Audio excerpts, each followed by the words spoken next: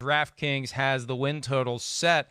The Packers are over under 9 wins. You know, I've seen it as low as 8.5, and the first time I saw it, I thought, what in the world? Did Aaron Rodgers retire and they just haven't announced it yet? What do they know that we don't know? Doesn't 9 seem too low for this team, even though 13-3 may have been a little bit of an aberration last year?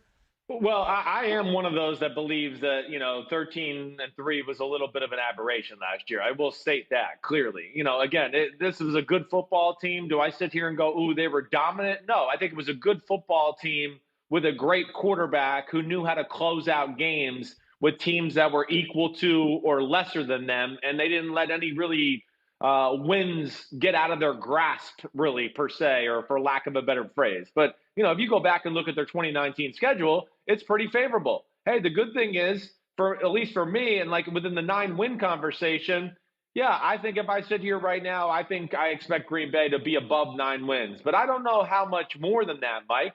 I mean, one, what have they really done to improve their roster? So I don't know if I love that. They are going to be playing a first-place schedule this year. That's going to be different. But I don't view them as a team to go back to be a 13-win football team, I guess is what I'm saying. I think I look at it as maybe a 10-6, 11-5.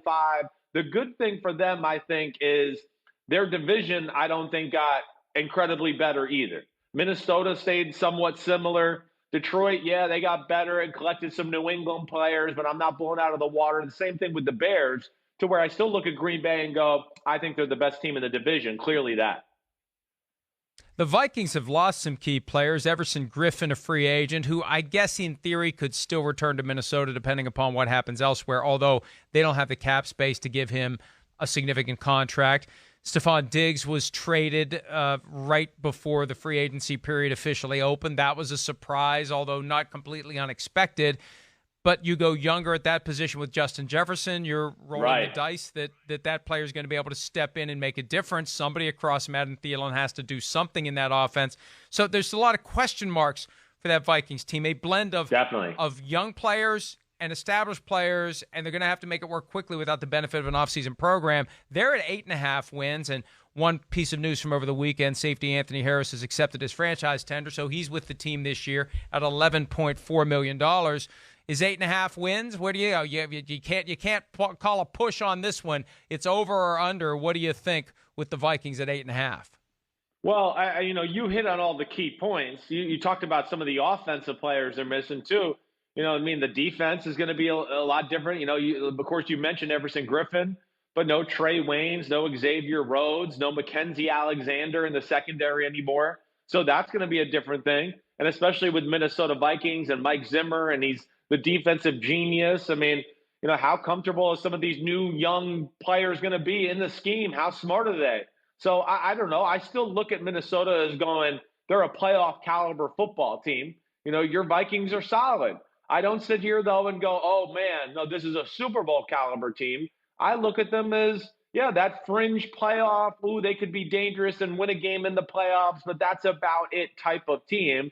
And, yeah, I think, as I sit here and look at their schedule, it's going to be tough. It's going to be tough, I think, to replicate what you did last year and that success. Green Bay, Colts, Tennessee Titans, Houston Texans, Seattle Seahawks for your first 5 games of the year.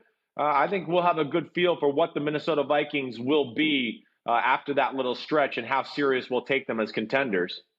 Yeah, I mean, the Packers and Aaron Rodgers right out of the gates. And you mentioned all of the defensive backs who are gone, whether they were cut or whether they left as free agents. And I scroll through the cornerbacks here, and when you look at the experience, it's a lot of 2, 1, and R, meaning years of experience for these guys, and a lot of R, rookie, guys they drafted, they hope they can get up to speed. But and that's something Mike Zimmer said last week, that he's not really into the idea of joint practices this year in training camp because he's got to focus on getting his guys ready.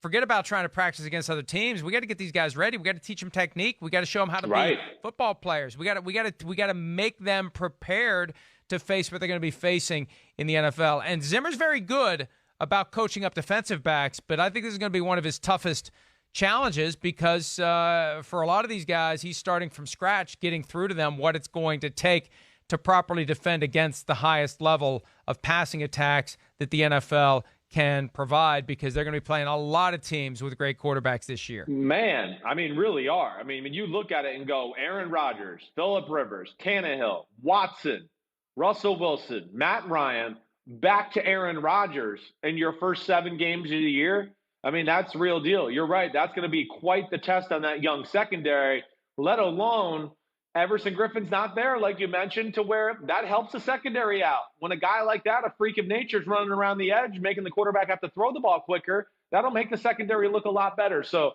yeah, there's some questions there with the Minnesota football team. I mean, I don't know. You tell me, Mike. I mean, I just think the NFC North is underwhelming as is. The only thing I look at the NFC North as like a bright, shiny object is like, okay, Aaron Rodgers, and then maybe that Bears defense. Other than that, is there a lot of elite to go around in the NFC North? I'm not so sure about that. Bears are at 7.5 wins over under, and the Lions are at 7. I got a hard time believing that either team is going to go over. With the Bears, who knows? Who knows? The Bears are one of those roller coaster teams where when the expectations are high, they fail. When the expectations are low, they thrive, right? So the expectations are low this year. Ipso facto, they're going to thrive. The Lions just continue, whatever the bar is, they continue to find a way to just run right under it. Well, the Bears got to find an identity as a football team. Last year it's like they were trying to be like the Kansas City Chiefs on offense, but the 85 Bears on defense, and that's not cohesive to making a team or winning football games, especially on the offensive side of the ball. But hey, if you're the Chicago Bears, and I know you got Matt Nagy, and he came from Kansas City, and you want this high-flying offense, hey, that's great. You don't have Patrick Mahomes and some of the weapons. It's not going to happen. But what you do have is a borderline Super Bowl caliber defense. So play through that. And I think that's where they really messed up last year. So the Bears, it's 7 wins. Hey, I could sit here and see that. But I won't sit here and be shocked if the Bears ended up like 10-6 either. Because I think if they play the game the right way and get better at, playing more physical on offense, run the football a little bit. I mean, they're one of the worst running teams in football last year. Their running schemes stink to go along with it. It's very simple. And I don't care how good your defense is. Khalil Mack, Danny Trevathan, Akeem Hicks, it's hard to be really awesome and dominate a game when you're out there every 4 plays because your offense can't get a first down or do anything. So that, to me, is where the Bears have to change too. And if they can play that way and find that formula to play through their defense and ball control and do that, they could be one of those teams to, like what you're saying, Mike, that's an ugly 10-6 football team that won a lot of games 17-13 or 20-17. I wouldn't be shocked with that. They've made some good improvements to their roster. I like the Cole Kmet at tight end, Jimmy Graham at tight end. They're making it look like they're going to try to play a tougher brand of football on the offensive side. But we'll see. And of course, the quarterback issue is a big concern in Chicago. Well, and look, to the extent that they decided to make Nick Foles the newcomer, and Matt Nagy said last week that for Foles learning that offense, just like riding a bike, he knows that offense. I'd go back to the playoff run for Philadelphia in 2017, the playoff run in 2018, which included a trip to Chicago and an upset of the Bears, who had won the division with a 12-4 record. I would just do what the Eagles did with Nick Foles, right? They had a defense that was good enough, and Nick Foles made it happen. Put your faith in Nick Foles and tell him go do it. Once you've acquired him, that's what you've signed on for. It's the Don Shula advice that still resonates with Kevin Colbert, the Steelers GM, to this day. If you have red paint, paint your barn red. You've got Nick Foles. Do what Nick Foles has done well in the past. That is what you're hitching your wagon to for 2020. And if they can pull that off, they can have more than 7.5 wins, Chris. Yeah, they definitely can. Again, I think they should start Nick Foles to start the year, barring something crazy to happen. I just think the spotlight, the scrutiny, if you start Trubisky, will be too much to handle. It'll be a disruption for the football team. The first time he throws an incompletion, the fans are, boo, put Nick Foles in there. Just start Nick Foles. You're right. Find a brand of or a style of offense that fits Foles. He's big. He's really fearless in the pocket. If you can run the ball, he'll take care of the ball, and he'll make some plays down the field, and that'll be interesting. And then, hey, Mike, we didn't hit on Detroit much, but Detroit, we know this is a huge year for their organization and their football team. Bob Quinn, Matt Patricia. I mean, we know their butts are kind of on the hot seat. Matt Stafford, is this his last year there? You know, we saw the culture change last year, and we saw some positives, and then Matt Stafford got hurt, and it all kind of went down the toilet that way. But, you know, I just don't know what to expect from the Detroit Lions, I guess is what I'm saying.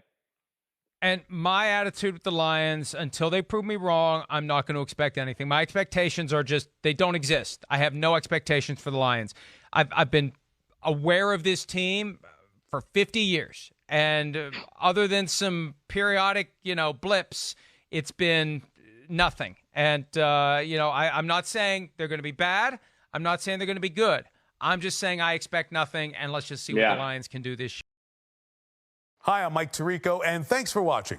Make sure to hit subscribe for the latest news and highlights from NBC Sports.